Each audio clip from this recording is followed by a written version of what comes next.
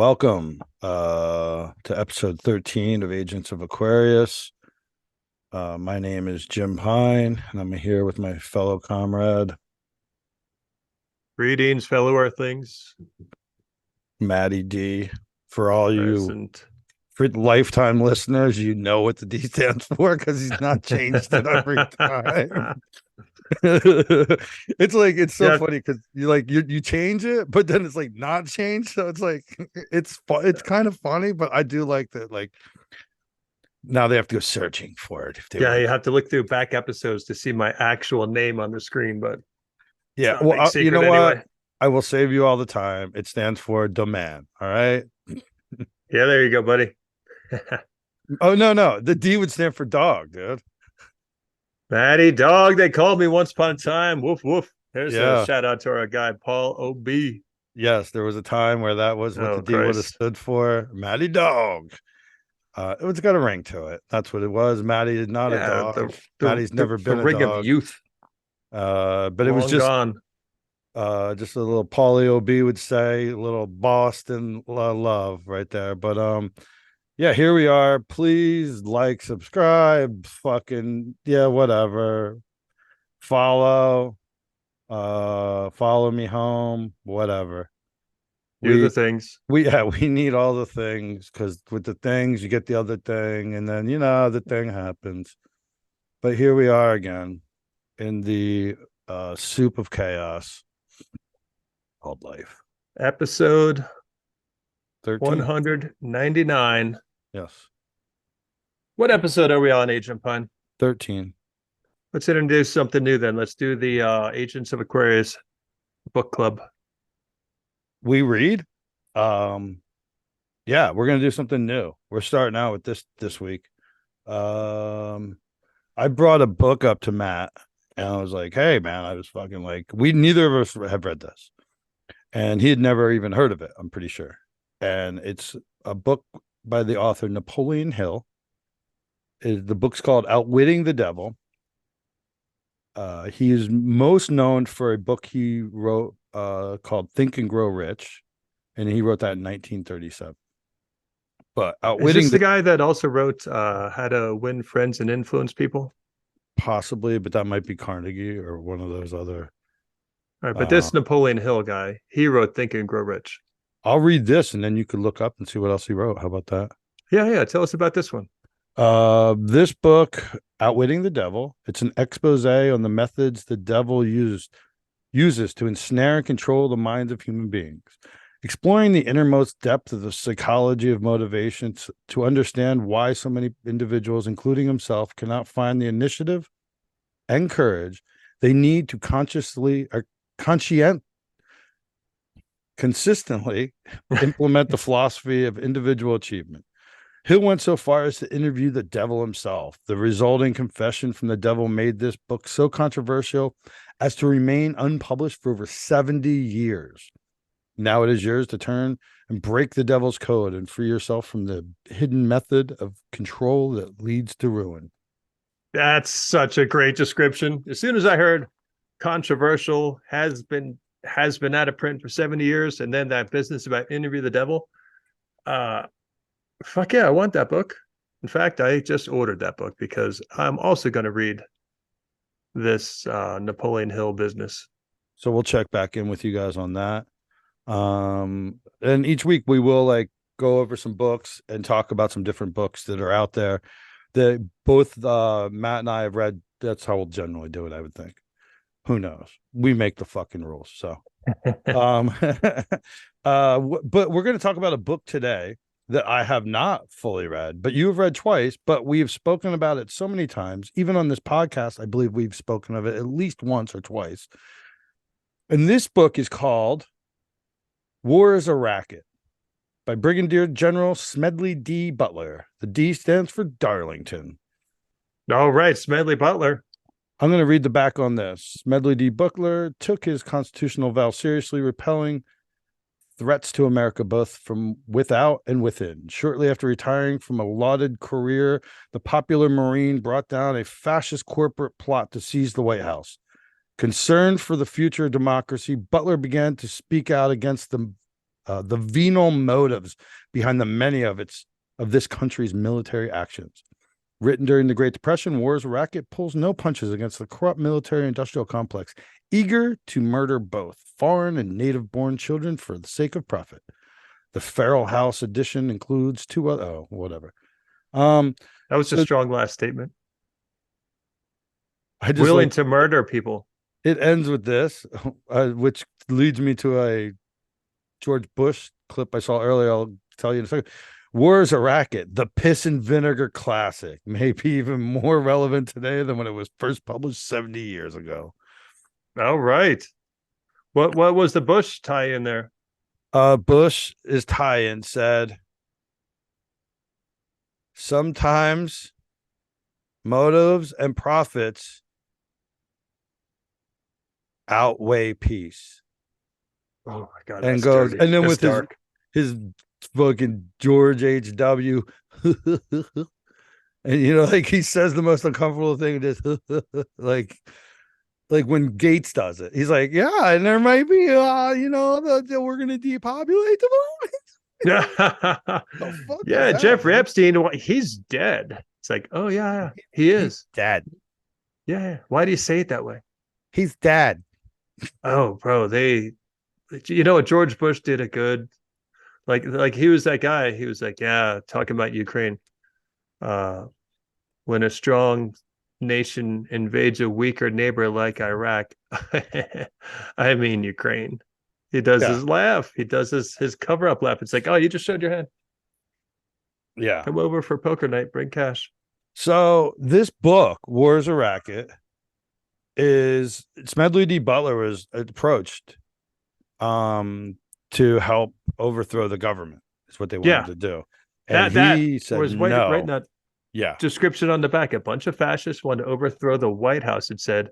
But this isn't people LARPing at the congressional building. This is people with real power, money, and influence who want to take over the government of the U.S. and make it fascist, with Smedley in charge. That's a big deal. Like, you'd never hear that story. You never saw that in a history book. You never saw that anywhere but this guy's book and the people who talk about it. Like, that's a big deal. Like, oh, people actually conspired to overthrow the U.S. government for real, not the fucking bullshit in 2021 where the people stole the podium. Mm-hmm.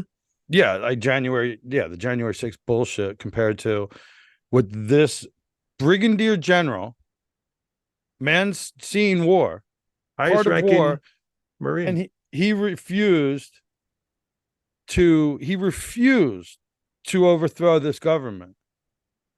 I don't know how he wasn't assassinated. I don't know how he dies. You may know because you've read the book twice. I believe he died of cancer later in life, or when he was like, and long after that book was published. How about that? But he survives, and I'm guessing he survives because he probably had crazy dead man drops. he just went like, you know what? Fuck you. You literally gave me the documents. I fucking have them. Yeah. Now 20 people have them. Yeah. And that's he why gave the names too. No one got prosecuted in that.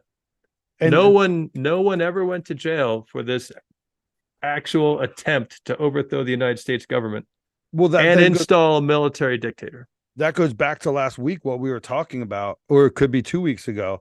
But that's the difference between the U.S. corporation and the United States of America, the federal government, or the constitutional republic.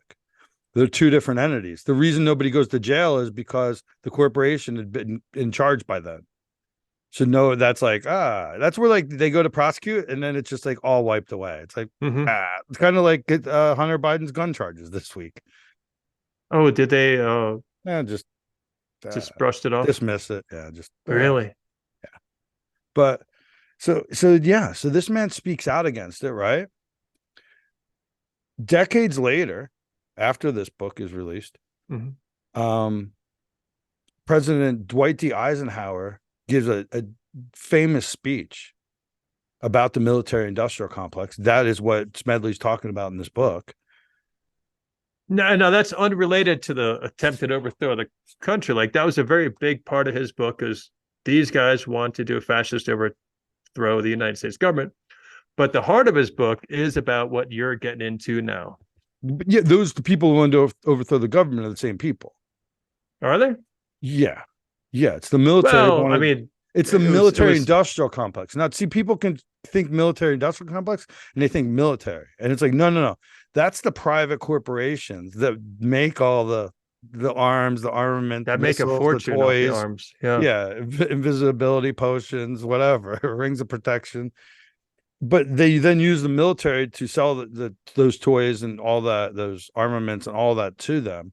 He's not part of it, but they needed him to be part of, like, oh, come on, you're gonna get rich. Yeah, yeah.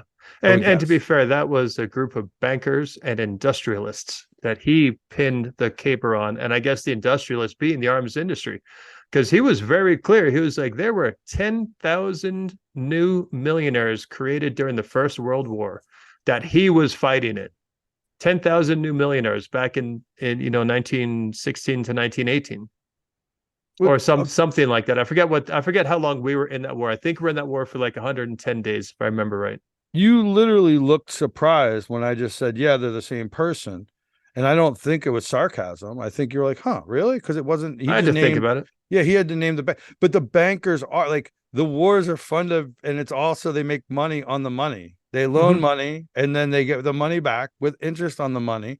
Yeah. Then they also take that money, because you don't just let your money sit around. They invest that in companies and corporations In the that, industrial base that's building the arms. yeah, and making cars and doing anything else, producing gasoline, whatever the fuck it is. They're taking that money and just keep making more money with it. So then they're making money on their arms. They're making money on loaning the money to buy the arms. They get the interest off the money. They want people like heroes like Smedley Butler to then and join their forces, because they need actual men of fucking with morals and courage. They need real fucking To men. put their ass on the line in a Yeah. war zone. Yeah, because they're bankers. All they know how to do is steal and fucking move numbers around. That's all they fucking know how to do. Because they have no conscience, they have no fucking backbone. Fuck off. And No, he said no, and he said no. yeah, that's right. So it is the He people did that more than say Eisenhower. no. He testified before Congress and said, "This is what's going on in your country." Yeah. And again, these are bankers and industrialists. We got to always remember this guy Michael Rivero, whose essay "All Wars Are Bankers' Wars." Check that out and see if you agree with what he's hypothesizing, because Michael Rivero lays a really strong argument for why all these wars are banker wars. But on top of that, it's backed up by Smedley Butler, because that's the name of the damn book, War's a Racket. It's the bankers and the industrialists who were using war to make money. They fund both sides of it from the bankers' perspective. They make all the arms from the perspective of your side. And Smedley realized it later in his career when he was a young guy in the military, a young officer. He says it straight up. He's like, I was just a hatchet man for these corporate interests in South America, Central America, Philippines, all over the world. The Marines would roll into a country that had kicked the American fruit company out, and they'd reinstall that company to take that country's wealth and riches. And it's been like that ever since. Our government has a simple foreign policy. Open your country's resources to our multinational corporations, and we won't blow you up. And as soon as someone does different, we blow them up. Mm-hmm. Or we put them on the axis of evil list, Cuba, Iran, Venezuela, it's Russia, it's China, it's North Korea. It was Libya, because they didn't have a central bank and the bankers couldn't control that country. We fucking destroyed that company or country. Country. It's kind of funny. They rhyme, huh? Yeah, pick which one. But that's what Butler is getting into in that book. He's breaking it down. This is how it works. This is the system, and I was the strong arm for it. And then he got wise to the game. He figured it out from the inside, and then he exposed it through his book. And I and want I to. don't know what came first. I obviously the story, obviously the overthrow of the U.S. government came first because it's in the book. So the book came afterwards. But I do want to reiterate, I don't think he was the top Marine Corps general. I believe he was the highest ranked I don't in his time. I think he was. Oh, is there a commandant? No, well, the commandant of the Marine Corps is that's the head general of the Marine Uh-huh. Corps, but he's generally a 4-star general. Okay. Because the Okay. Marine Corps doesn't have 5-star generals. The Marine Corps goes up to 4 stars. They have brigadier general, lieutenant general, major general, and then general. And I Okay. So as a brigadier believe, general, yeah, he's a 1-star. He's a general. I'm not taking anything away, but I just wanted to. I don't want it to be, sure. we're So he trying to didn't make run the it Marine Corps. He was just high up. fucking way high up. He's Yeah. a general, bro. These are Yeah. the fucking men. But I just wanted to reiterate, he wasn't the actual commandant of the Marine Corps. He wasn't the general. But Okay. that's it. Good. That's it. Clear. That's it. That's I'm not, yeah, not But taking his anything away. I just want to make sure that we're speaking correctly if we know that we are making any little. right. Understood. And we do Yeah, understand he was high enough rank to know the system well enough from the inside. 100%. It almost speaks more to it because it would be like, holy shit, the guy running all the Marine Corps is saying this shit. And it's like, no, it was a general who started saying this shit because he's just a man of honor and caliber. He could never make it all the way up to the commandant because he probably didn't do the fucking bullshit you have to do to go all the way to that fucking piece, you know? Yeah. There's a lot of And, criticism of and our generals and admirals for that same reason. that's, yeah, Current ones. I shouldn't openly just besmirch them all like they're evil or something. That is not a fair Well, characterization. I will not those do are that. those are strong arguments, though, that say you can only get to that rank if you're compromised or corrupt. Yes, but I'd like to do that on an individual basis, not just overly like I shouldn't just slam like, oh, they're evil because that's. But you just start thinking like, oh, that's probably why he didn't move up. Like he didn't do the Yeah, yeah, politicking that it sometimes takes in the military. You have to be doing politicking. Like what the fuck's that? Yeah, that's what happens. And like, true. you want to run a corporation, you want to fucking run you want to have 50,000 men under you. Yeah, you're not they're not letting you freelance on shit anymore. They want to know everything they can about you, and you're not going to you're going to do what you're told. He Yeah, didn't do what he was told because he didn't overthrow the fucking White House. He didn't overthrow the government. and he also revealed what he'd been doing in all those wars. We talk about this ourselves, where we say things like, I mean, you have a joke on stage where you say some shit about you don't want to be in a banker's war, but wars for oil, wars for economics, wars to dominate other countries' natural resources. The wars we fight aren't honorable. They're just not. It's not that we're like, Honorable men can fight in unhonorable wars. That's I yeah, always you, defend the soldier. yeah, no, defend the soldier. Yeah, That's fine. yeah, that's it. It's But it's the here's wars we go to, though, are fucking yeah, bankers' wars. The yes, ones that we're engaged in, and credit to the American people too. We have to be lied into every single war. They can never tell us why we're actually going to that war because everyone's like, no, we're not going to invade Iraq because you want to open up their country's oil to our and oil banking, companies and then like get involved with their banking and things like and their that. Like banks. yeah, there's the very top on the back. I didn't read this. I want to read this because Yeah, everything you're saying. This is like his. I'm going to read a quote by him. good, It Smedley. Let's speaks hear it. very quickly to what you said. This is a quote unquote from Smedley D. Butler. I spent 33 years in the Marine Corps, most of my time being a high class muscle man for big business, for Wall Street, and for bankers. In short, I was a racketeer, a gangster for capitalism. Oof, damn. That's his fucking words. And he He said was the muscle. no. He said no. Yeah, Because yeah. he Imagine if all of them started to say no. Imagine if all of them started to tell it like it is. Imagine that world. Imagine what that would do to our foreign policy. Maybe we'd stop killing millions of people. I mean it speaks to the things I've said that like I think that most of the people in the racket of war that work that are in the military, they don't know what they're doing. They're just doing what they're told to do and they don't realize it. And then people like him, you start to realize that later in life, you go, oh, this was fucked. Like he didn't know the whole time he was doing this. Eventually he did. Yeah, Probably begrudgingly went along with it for a bit more and then was like, I'm fucking done. yeah, man. I would think I would be like, I'm out. Like, you know what? The more I find out, the more that I cannot live it with myself and sleep at night because I'm nothing more than a paid mercenary for corporations. That's it. Well, his words were gangster and racketeer, which are like Racketeer, yeah, strong words. that's a pirate, bro. Yeah. He's saying he's a fucking pirate. because that's what racketeers are. You go out and fucking steal the loot Or of other people. not racketeers. Yeah, he said say racketeer.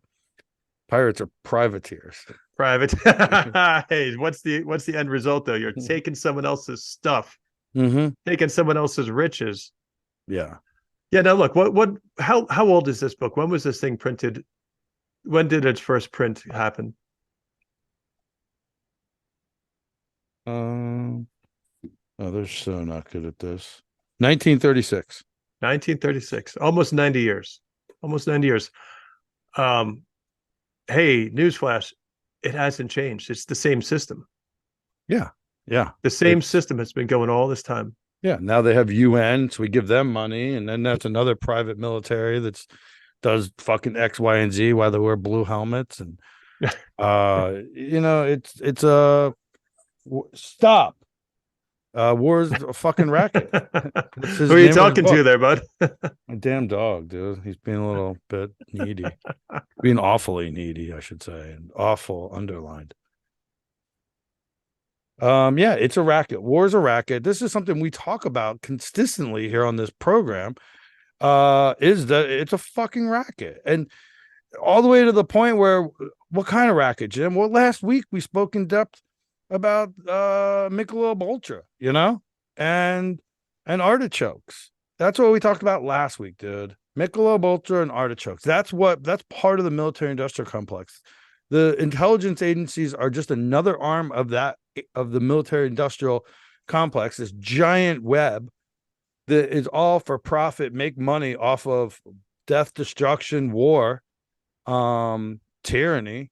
And that's what those programs, that's how far you can get when you put profits over people. You'll be like, oh, well, what if we just brainwash an entire populace and then specialized brainwash like individuals?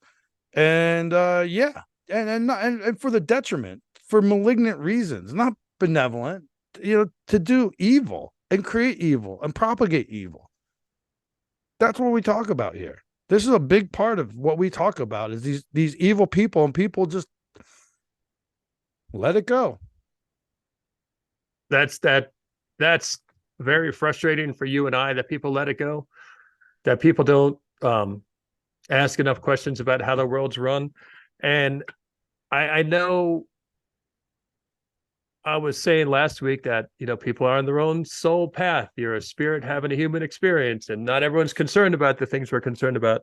But at the same time, it affects the collective in a way that you wish people would pay attention. But I think you're onto something when you bring up Michelob Ultra. And again, this MKULTRA, that operation isn't just, like you said, about going after individuals with trauma-based mind control. You do it to a whole society. I mean, 9/11 was nothing but a giant trauma for the collective of this country. And right on the heels of that trauma being broadcast into our face again and again and again all day long, and everyone's tuned in again and again and again. What was the mind control we were put under as a collective? It's let's go wreck the Muslim world and destroy countries that have nothing to do with 9/11 and kill 1 million people in the process.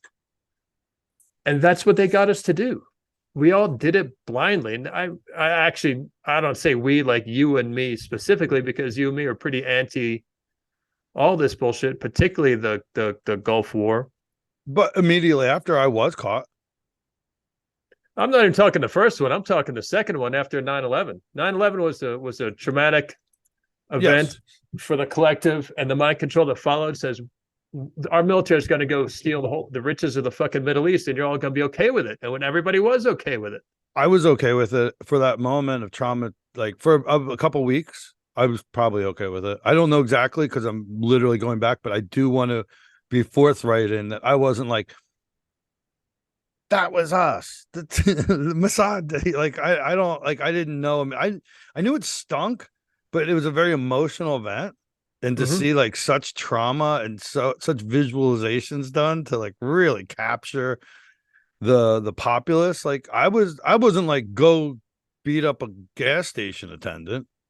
no, but like but By the time we invaded Iraq in 2003, you were not down with the plan. No, I was not down with that at all. No, I'm saying for a couple of weeks. I just want to be honest. Like, I'm not like, Fair, yeah. oh, I knew. Like, I was like, all right, we need to get somebody. Like, whoever did this, orchestrated, we need to get them. I'm going to tell you right now, Matt, I don't feel any differently. Whoever the fuck did that, we need to get them. We should get them. That'd be great. Yeah. So it's just, I just didn't know who did it then. They're spouting out, oh, it's Bin Laden, oh, it's Afghanistan terrorist things. I remember the pictures being painted. It was like, the fucking monkey bars. And like, they're good at the terrorists bars. at the terrorist training camp in the desert. desert. Yeah, it's always they do the monkey bars big time, bro. They do the monkey bars. They're fucking 6th grade masters, bro. No, but I just wanted I wanted retribution, and I feel no differently now. It's just I have a better feeling of who the retribution should go towards, and it would seem to be some type of private entity that infiltrated and whatever. We've covered this. Building 7. Hey, can I just go ahead and throw out a little likelihood of who they are again? Because every now and then we got to talk about who they is. And they that perpetrated 9/11, here's a hypothesis. Ready? The Heritage Foundation drafts a document called the Project for a New American Century. And it was I forget who the main architects of that paper were, but they drafted the document Project for New American Century. And who took that document and ran with it? Dick Cheney, Don Rumsfeld, all those assholes in the Bush administration. Those suckers took that idea of, after a catastrophic event of some kind, we're going to engage in 5 different wars, seven countries in 5 years. It was basically everything was laid out in that document except the event. And it just so happened on the watch of Cheney and Rumsfeld and Bush and all those neocon assholes who are following the direction of that document planned for a new American century. It just so happened that 9/11 happened on their watch. It just so happened that we were doing military exercises that day. It just so happened that the response time from our American fighter jets and our defenses along the coastline was all put on hold because of the exercise. It just so happened that none of the cameras were working at the Pentagon that day. It just so happened that one thing after a fucking another was happening under the watch of this group of people who was running our government, and no one takes the time to investigate those assholes. Maybe they didn't do it. Maybe they did have some participation in the whole plan, but I don't recall there being an investigation. But there should, because that document, Project for New American Century, it lays out the entire war on terror.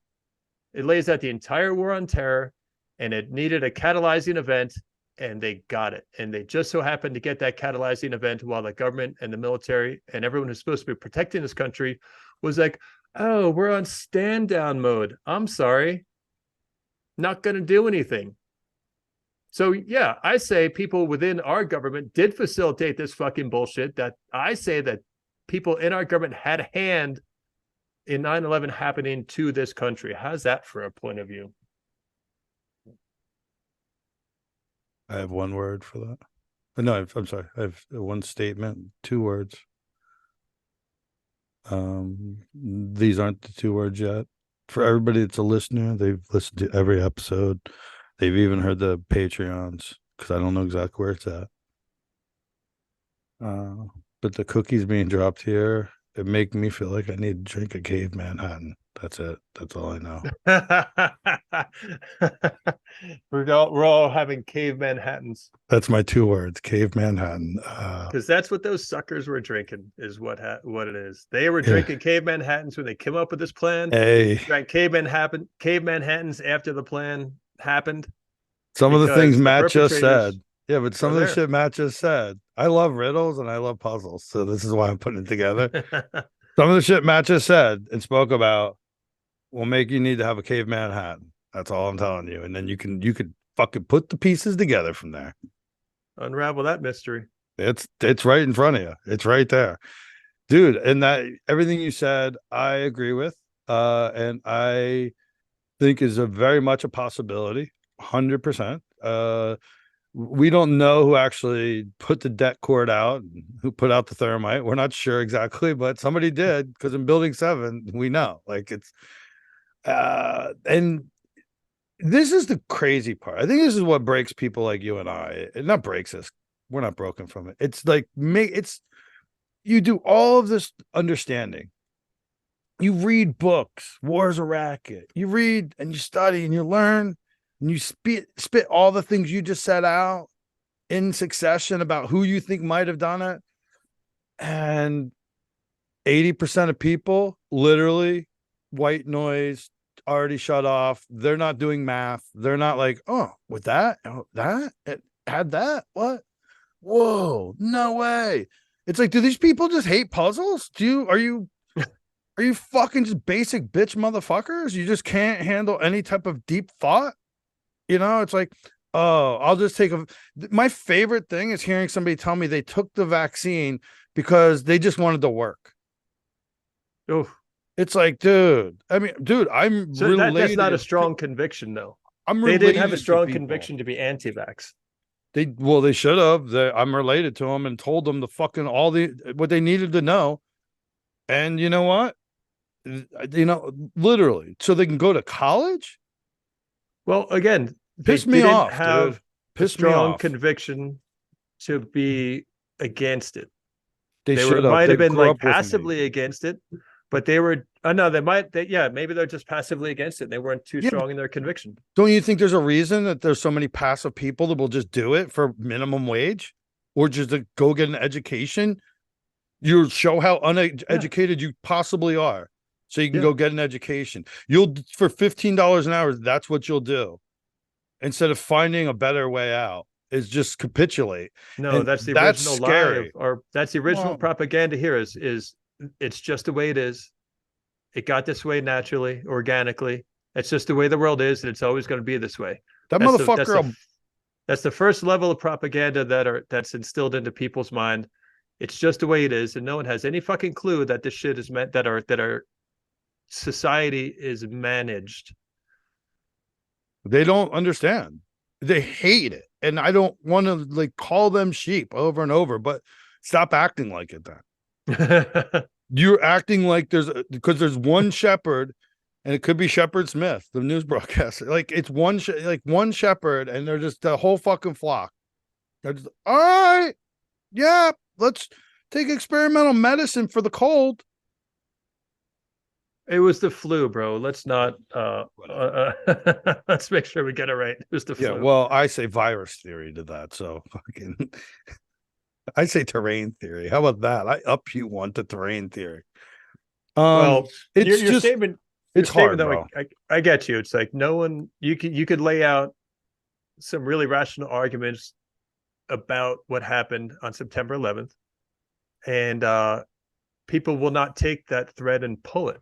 They're just not interested. A general writes a whole book about it. Yeah, about why they're going to do this for profit. And then nothing. And Taylor Swift. Hey, now don't go there. I saw that movie. It's fucking awesome. What movie? Saying Taylor Swift movie, bro. You know it as. She's not an actress, bro. She's a fucking singer. Dude, I'll tell you what, she's a good pop star. She does that shit really well. Yeah, she does her MK Ultra programming perfectly. She now is boyfriend with the fucking the Pfizer rep. He got 20 million for that. Travis Kelce. Wait, I thought he was like the Kansas City tight end or something. I didn't know he was getting money from Pfizer. You can do both. Oh shit, I guess that's true. Yeah, you can do both. The week that they started dating. Uh-huh. Or the second week, he now has Pfizer. He's a Pfizer dude. Double up. That was his thing. Double up. Like get 2 jobs at once. Double up. Get the flu vaccine and whatever. Double up.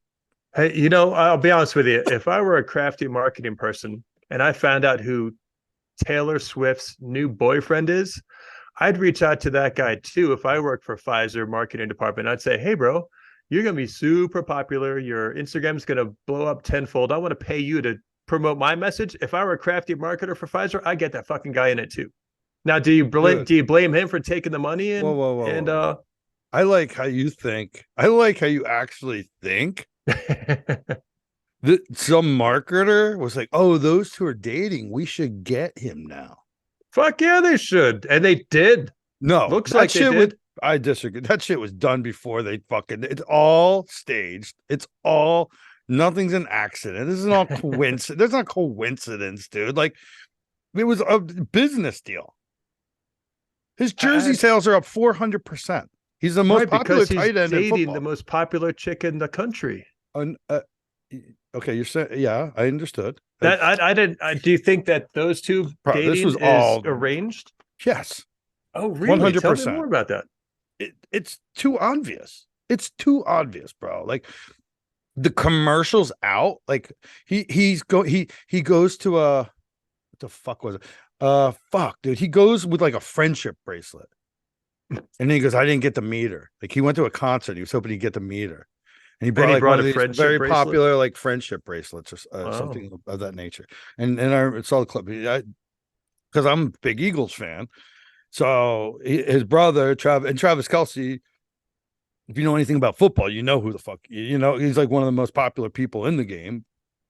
He's very likable, and yeah. So he's like, "Oh, I wanted to meet her," and then like literally 2 weeks later, now they're like dating. Or 3 weeks later, now they're fucking dating. Oh yeah, he also has a commercial the following week. Like Pfizer was just like, "Hey," like no, it's all business. She's bought and paid for. He's won Super Bowls, so who knows if he's bought and paid? I don't fucking know. I don't trust nothing, dude. I don't trust I like where nothing. you're going. You know, because I love me a good conspiracy theory. That's why we do this business. If maybe that's marketing to a whole nother level. Instead of someone saying, "Hey, look who she's dating now. Let's elevate him and get him to pump our message." What if it was even deeper, like you said? It's like, "Hey, put those two together and let's make money off those two." Yeah, That's what you're saying. She benefits dating him because now all the NFL fans, when she's at games, yeah, she'll go to his games. They're showing her all the fucking time. The bro. girls Like, will watch football just to see a clip of her. yeah, and the men will listen to Taylor Swift now because they, or the men are now it's in their sphere more and more accepting. And so that's now she gets generated. So everybody's generating extra out of this. This just fucking love at first sight, apparently. There's But some deep ass marketing there. Look at that. Well, as Eagles fans were praying that she's doing this as a ploy so that she can make him sit 3 times. And the third will be in the Super Bowl when they face the Philadelphia Eagles. And they beat us last year. And she's an Eagles fan. So she's using her dark powers, apparently, to help us bring a Super Bowl. She's doing it for Philadelphia. Yeah. What's a Super Bowl other than a Super Bowl? So I don't know, dude. Oh, my God. That's great stuff. Hey, everybody, like stuff. We sit here and we talk like we're like, I watch sports. I need to get away from the thoughts. And then I literally watch sports and then start thinking about all this shit too. But like, I'm human. We're all human. Like, I speak very passionately a lot of times. I speak very defined or very like cutthroat. And we're all human. I get it. We're just trying to bring some light. And not jovial. Like, this isn't a funny podcast. It's very rare. It's fucking the only time we ever laugh. It's irony because of the fucking treachery we're talking about, and which makes you laugh. It's I don't fucking know, dude. It's a thing, dude. War is a racket, bro. It's a racket. War is a racket. Yeah, I mean, think about the NFL. They everybody stands, and I stand. I'm about to support. That's the craziest thing. During Vietnam, they were like, even like, fuck you. You're going out and doing this shit. But those people they didn't sign up. A lot of people in Vietnam were drafted. Most people, I think. And society turned on them. A lot of society turned on those people. Or people got dragged into it. Yeah. Yeah, and they were literally like, "You'll go to jail if you don't do it," and like everybody be Muhammad Ali, go to jail.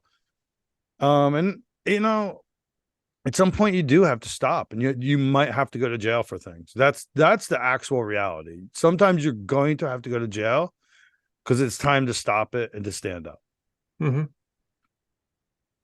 You Well, know, you know what? One of the differences of the many between then and now, Vietnam and our wars of today, is every football game has a military ceremony, every sporting event, every NASCAR race. The military is doing their own marketing. but that's not out of generosity of those agencies, those entertainment agencies to Military do pays the NFL. the military pays them literally money. That's an advertisement for the military when they say, Yeah. everybody please stand and salute and whatever. That's a paid advertisement by the military. Yeah. Wow. War's a fucking racket. Where's the Yeah, fucking that's what racket? really they spend money like that. Yeah. Because you know what? We're in such crazy situations. It doesn't make people just fucking want to jump up and join because you realize, oh wow, I'm fighting for bankers. I'm fighting so the fucking mega wealthy can get wealthier. Like while poor people die. Yeah. Poor people die. If the With all due respect to the soldiers, respect for you guys, but if you would stop going and stop participating, because the reality is these wars are not honorable wars. Vietnam were lied into that shit, and it was all lies that there would be the domino effect that the whole world would fall to communism if Vietnam went. That was a lie. Iraq, there were no weapons of mass destruction. The first Iraq war, Desert Storm in the 90s, that was the tangle of lies. We only got behind that war as a population when George Bush came out and said that he paraded the daughter of the Kuwaiti intelligence services in front of American news agencies. And she told a story that was completely false about Iraqi soldiers going into Kuwaiti hospitals and taking the babies out of the incubators and leaving them on the cold floor so that they could take the incubators back to Iraq. It was all lies. And that girl was the daughter of the fucking head of the intelligence of Kuwait. Kuwait was side drilling the oil of Iraq. They were side drilling from their country into Iraqi oil, and they were stealing their oil. So Iraq attacked them. And we got sold into it on a bunch of fucking lies because we wanted to plant our military in the region because the Cold War had just ended. We want to have a strong military presence in the Middle East. And we encouraged that situation to happen. It was all a bunch of fucking bullshit. Next time around, it was the Iraq War in 2003. What's that? The next time around we go there, it's the son of the president who went there before. Yeah, the son of the president who went there the first time. Yeah, another Bush. Yeah, his dad did it, and then he went back to the same thing. All lies. One head of intelligence agency after another paraded themselves in front of Congress and lied through their teeth and said, Saddam's amassing weapons of mass destruction, and he was he was funding Al Qaeda, which was 100% false. But the craziest thing is claiming somebody else is amassing weapons of mass destruction while you are yourself have already amassed maybe the most weapons of mass destruction. Yeah. And we're like, no, not you. Yeah, don't do as we do. I love my country, but the arrogance that we fucking walk around with as a country that tell other people, you can't do this. Oh, no, you didn't sign this. You're not in the Paris Peace Accord. Yeah. It fucking, what? We have the most. No, it's that dumb drunken parent who's like, do as I say, not as I do. And the whole world is like, no, we're going to do as you do because you're going to shoot us if we don't. We have bioweapon labs in enemy territory called China. China is not our friendly nation. We buy all this shit. That's why but our country is literally selling and has sold its soul to the point where we can't do the bioweapon lab shit here. That's illegal. We will give them money and then they'll do it over there. And then Fauci will go, that is not gain of function research. Oh, I can't take these fucking people, man. I can't fucking take them. Oh, the whole system is so insane. And, to highlight the insanity, I'll go ahead and bring up the old story of September 10th, 2001, when our man Donald Rumsfeld, who I was just indicting in my previous little rant, that guy he sat before Congress, and he just came out and said, he's like, yeah, so I'm the head of the Pentagon. I'm the Secretary of Defense. We can't account for $2 trillion of money that the US government has budgeted to us. That was September 10th, 2001.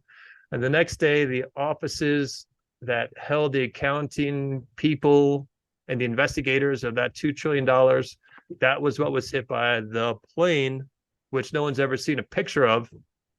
But it's that I want to segue into for the next episode, because, or for the second part of today's show, I want to start as a base point that missing $2 trillion, because by 2020, after multiple audits that the Pentagon failed every time, it was estimated that we're somewhere between 14 and 20 trillion dollars of taxpayer money couldn't be accounted for.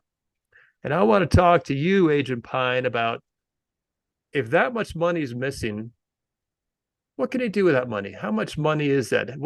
What's the scale of what we're talking about? And where do you think that money went? Well, we'll talk about that next. We could kind of cut it here. We're gonna do the break the news. Why don't we do that We'll to do get it. off this? We'll do it for. We'll give you a 3-minute quickie, break the news, and then we're out. We'll jump over to do our little the hidden episode in Patreon. All right. So break it up a little bit Okay, so and shift our attention somewhere new. What do you got? What do you want to break? I got to make it official, you know. Beep beep beep beep. Break the news. Okay. So I saw this article. It was on I thought it was earth.com they had it, but let's see. Sunken temple and sanctuary from ancient Egypt is filled with treasure. A team of underwater archaeologists led by Francis Gadio has found a submerged Egyptian temple and Greek sanctuary brimming with ancient treasures. Both structures were part of an ancient Egyptian city of Thonis Heraceion. It was once Egyptian's largest port, along with the Mediterranean Sea. However, a major earthquake and tidal waves caused the entire city to sink in the 8th century AD. So they just are like, oh, there was an earthquake and tidal waves, and then the land sank. Okay. Does that seem weird to you? That the land just like a harkens to other ideas, but here, Thonis Herculeonian. Thonis Herculeonian remained hidden underwater about 4.3 miles from Egypt's modern-day coast until 2000. Since the city's discovery, Gadio and his team have retrieved many precious artifacts from the ruins. The latest discovery was in September 20th, 2023. So there we go. Okay, so 4.3 miles from where current port is. 4.3 miles out into the Mediterranean? Mediterranean. Wow. They don't say how deep it is in, but this all feeds into things we've talked about before. They're saying it's a hold on. They're saying because where was the earthquake part? In the 8th century AD. So 1200 years ago, they're saying there was an earthquake happened. And this is with Egypt. This is Egyptian stuff, right? Which is super old, like probably way older than they say it is, because we know that they are not doing correct. They're not giving the real information out. They're lying. Just like everything we've talked about this whole episode. Everybody just fucking lies, dude. Don't believe these assholes. It's lies. Because I think they credit like the Egyptian civilization to 3500 BC, or maybe 3500 BC is what we typically credit their civilization to, but all of their records say it goes back another 36,000 years or something crazy like that. Like they go, their history, they say what they say is their history goes back way, way farther. Well, they say they built, I mean, modern archaeology history would say they built the Sphinx, they built the pyramids, which then only dates them to a certain period. The problem is there's water erosion on the Sphinx, and the Sphinx's head isn't what it originally was. They think it was just probably all a giant lion. And then later it was changed, and then probably changed even more recently many times. It's definitely had a lot of not reconstruction, but restoration. Yeah. It because nowadays it looks like a Moorish person. It looks like a black African and not an Arab, Egyptian African. And the head to body ratio for the whole thing being like perfectly ratioed, the head is so much smaller now. So it showed that like it probably was knocked away and then they recarved something Yeah, else. the proportion is definitely off. But that's like And that's I them think I meant to say guessing. Nibian too, not Moorish, but whatever. But that's them guessing uh on some of that, like what happened with that. But what they can tell is from Dr. Robert Schoch, who I believe in the 70s started to take water erosion he was seeing around the Sphinx, and then later would take it to other scientists, show them, but not tell them where it's from or what it is. They'd say that's obvious water erosion. And they'd say, well, this is from the wall of the Sphinx. Like this means that there was some type of giant flood and it was underwater at one point in time. You know what they say it was precipitation. They say the water erosion on the Sphinx enclosure is from rainwater. And then when you show that rock to a geologist, and geologist is like, this is rainwater. Well, when was this area raining? And then they understand that it wasn't raining. I'm sorry, there was regular rainfall in the Sahara from 6,000 BC further back. But not 3,500. No, 6,000 BC is Yeah. when the rain dried up. But then that kills their narrative because then they don't have the rain for for this being so. I mean, what they say for numbers is often not correct. It seems like they need to get their shit together and move their numbers up. Robert Schoch crushed their timeline. He absolutely obliterated it because he was like, hey, look, I'm a geologist. This is real simple, straightforward shit. If this were a sandy desert, you would have wind scouring that goes left to right. If this were rainfall, you'd have erosion that goes from up to down. And he basically established that that the enclosure of the Sphinx, not the Sphinx itself, because that's been remodeled, but the enclosure that it sits in shows water erosion, and it destroyed their timeline. And then you tell me this stuff about in 600 or 800 AD, there was this sunken city from an earthquake. I wonder if they got that wrong.